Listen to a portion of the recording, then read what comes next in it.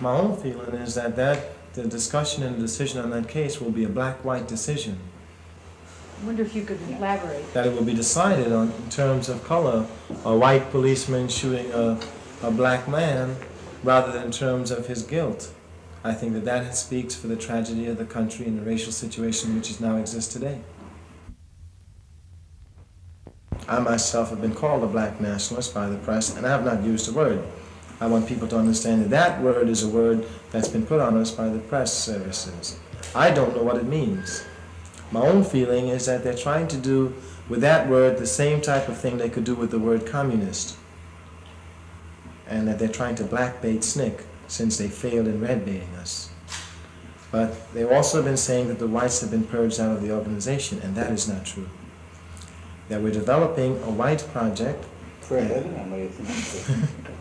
to work in the white community. And the reason why we need white workers to work in the white community is that it became crystal clear to us that on May 3rd that we had developed the black community, but there were no moderate bases in the white community in the South.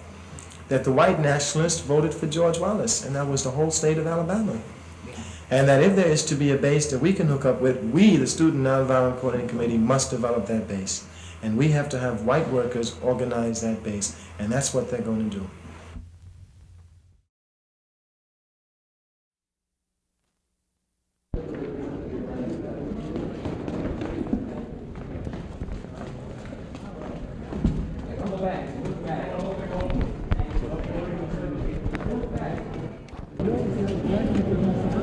Are you ready to go up there now, sir? What are you planning on doing? Then you better wait right here. I can't go. I just got out of jail. I can't visit him after 6 months. Should I send him your love? Huh? Should I send him your love? What's that? Should I send him your love? To tell us for the Black Power. Black Power.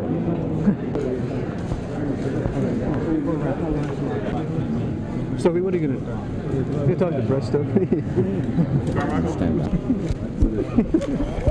Who's on the left there? I can't. Hold it. Hold it. Hold it.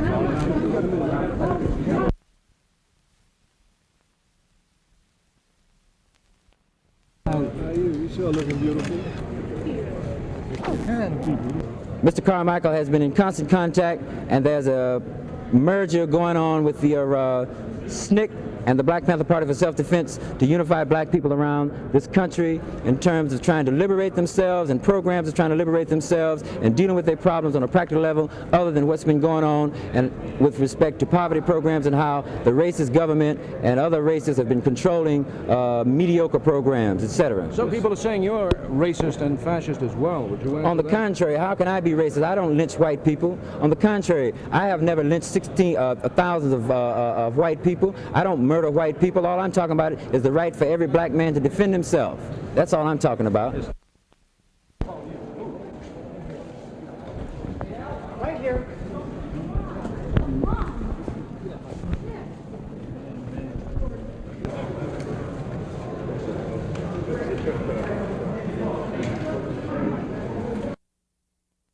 Else. Thank you. What is that? Let me get a little bit up.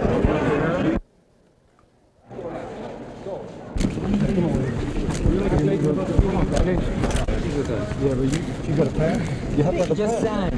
You gave her the right to write. If we can get the policeman out of the way, that'll be better off. Yeah, could you step aside, Zach? We'd like to have a left or right. 500 posters distributed throughout the San Francisco Oakland Bay Area advertising this rally, and in Oakland some 500 posters have been ripped down off the streets by the policemen.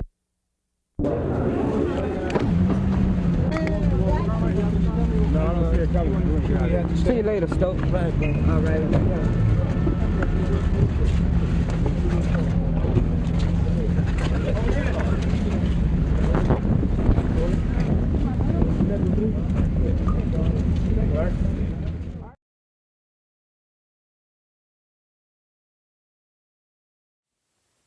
I don't think there's any such thing as a backlash. I think that is a rationalization for white America of the race. racist nature of America. I think that the harder black people push for their liberation, the more institutions they threaten in white society, the stronger white people will fight to maintain those positions. For example, in Cicero this summer, black people knew that they could not live in Cicero. White people knew that they would not allow black people to live in Cicero. When black people threatened and challenged white people, when they attempted to move into Cicero, then white people had to stop them. That's not a backlash, that's white people defending traditional ways of life that have been unchallenged by black people.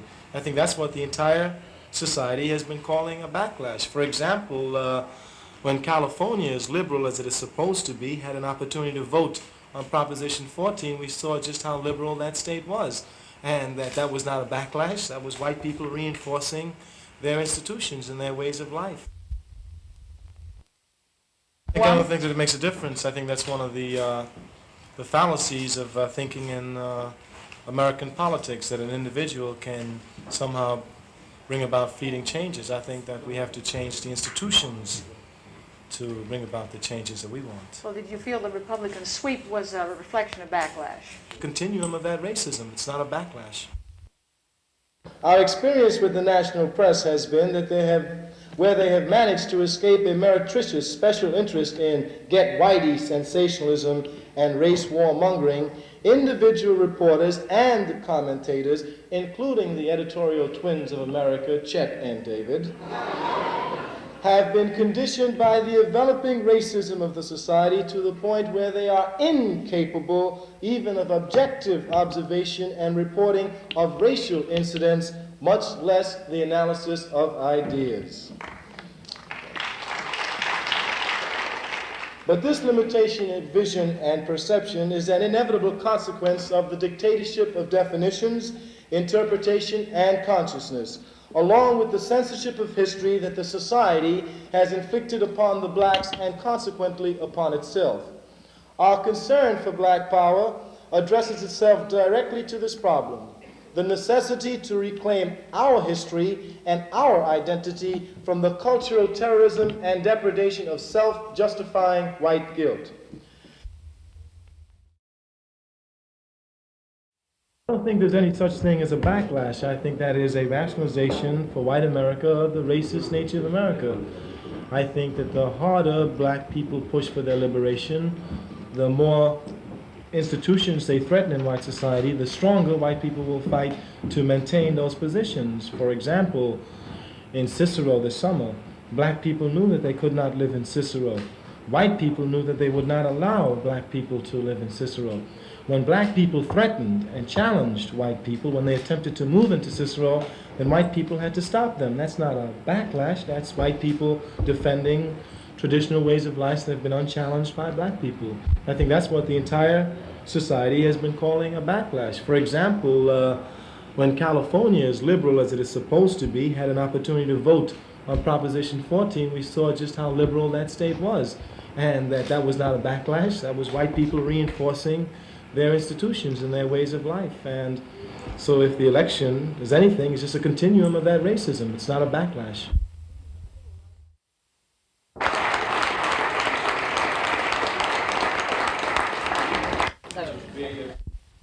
Oh yes, well, I am much older now. I'm more knowledgeable, I'm more experienced, and I'm more determined. I see clearer now. Before I might have think the capitalist system would fall, but now I know it's falling and it's going to fall. He's doing something good and give his own life for an unjust cause, it will confuse us.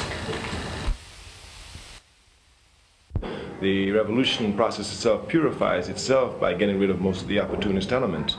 And if we look properly, we will see since the 60s, most of the opportunist element have been swept out of the way. Some have gone to the church, others have gone to the movies, but the real serious ones are on the case because the people are still oppressed. Also agree with me that less than 2% could give us an I seek to know him. I want to know his position is the correct position. You will come to my position.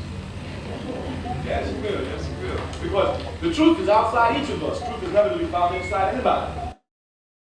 The objective of our party is Pan-Africanism, which is the total liberation and unification of Africa under scientific socialism.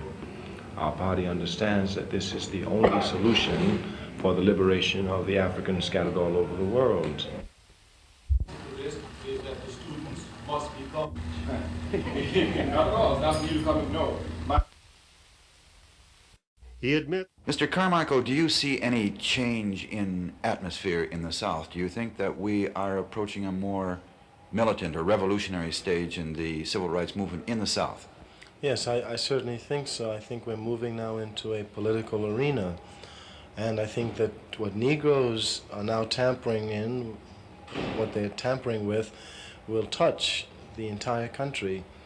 To be very precise, for example, many Negroes who have registered to vote have been evicted from their lands in Lowndes County. People who have worked on plantations for 35, 40 years, because they've registered to vote, have been evicted. So that raises a philosophical question, not only for us, but for the whole country. Can property-less people be made as equal as property owners through the vote? Do you think the formation of your party, the Black Panther Party, is perhaps contributing to the change in atmosphere and making it, in fact, more explosive? Yes, I certainly think so, because this is the first time in the country that Negroes will be organized for their own political interest, and they will form their own party and move along those interests as they see fit. It is unlike Negroes across the country who are registered in the Democratic Party but are not organized for their own interest. Now, what I don't understand is this. You are also a member of the Student Nonviolent Coordinating Committee. At the same time, you are organizing a group in the South which almost certainly will tend to contribute to violence, or at least counter-violence. Well, they won't contribute to violence. They will just be seeking their political rights, and they will have to defend those rights. Now, they will defend it the way the country defends its own rights, the way we defended in Vietnam, the way we defended it in World War II, the way we defended it in World War I, the way we're going to defend it in the Dominican Republic, I imagine. They will defend it the same way, violently.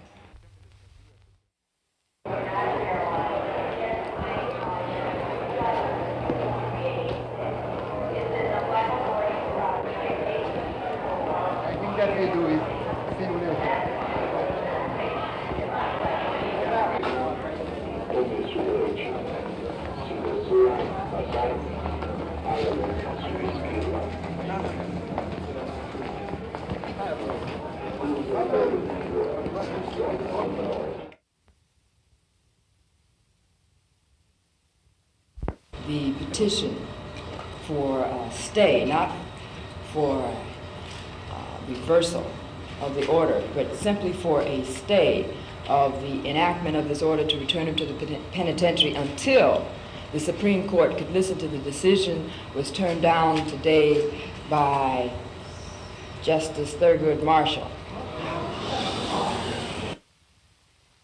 Eldridge Cleaver, recognizing you as not only an author and leader, but also an intellectual spokesman, we take pride in your association with the University of California.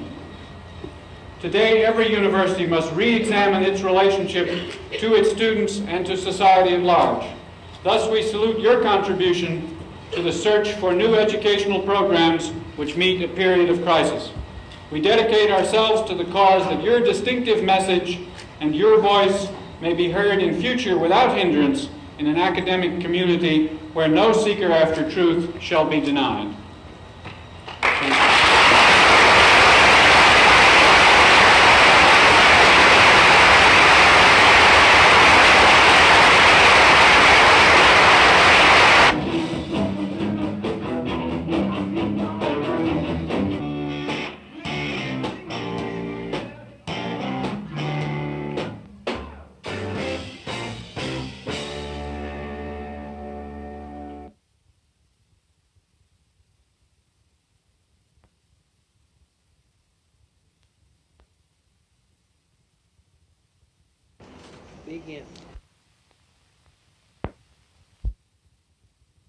I'm not saying that at all. I said, I don't know what the plans are.